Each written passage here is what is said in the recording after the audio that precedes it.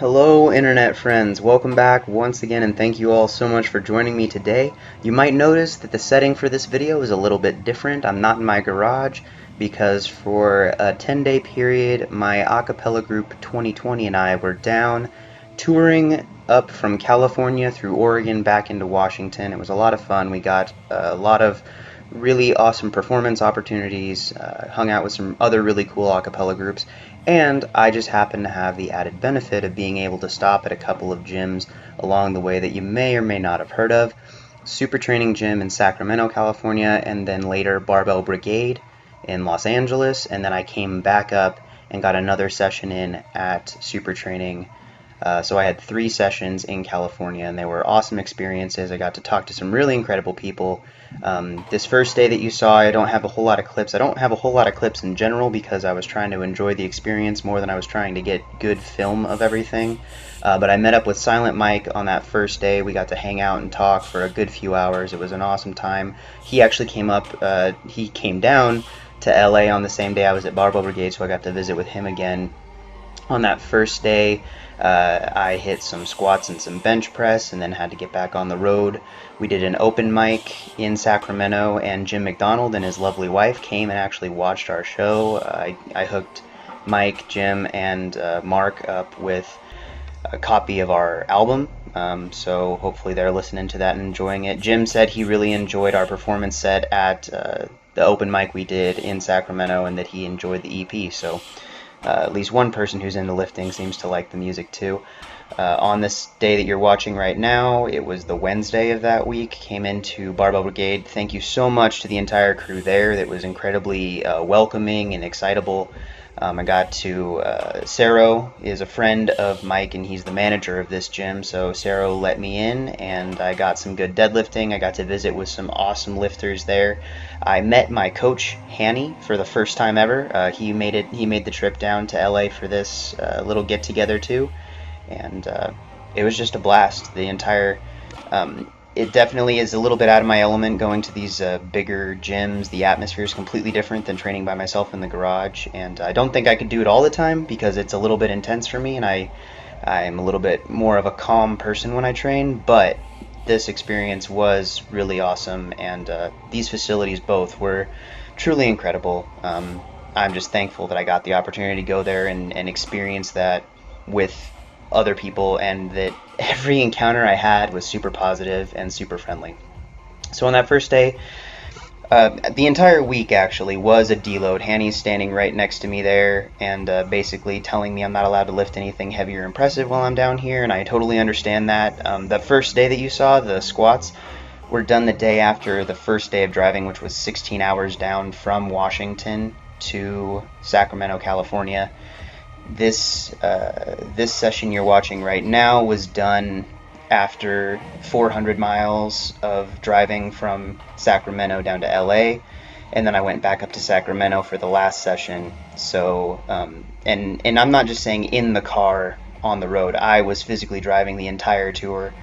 I decided that I would take that on. I was borrowing one of my roommates' Dodge Durango so that the entire a cappella group could fit in that vehicle. So it was a fun time with the road trip, but definitely a lot of driving, more than I'm used to, more than I'm generally comfortable with. And you might be thinking right now, looking at those shoes, what are those? That is a gift from Hanny.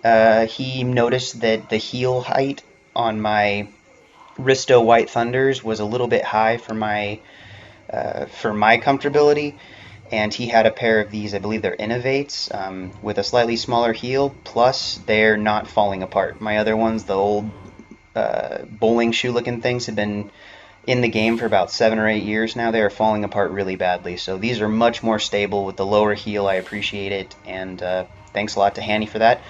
Also, super big shout out to Silent Mike for hooking me up with a pair of the stronger sleeves. I really enjoy those. I got a pair of the gangster wraps and the multi-purpose wraps.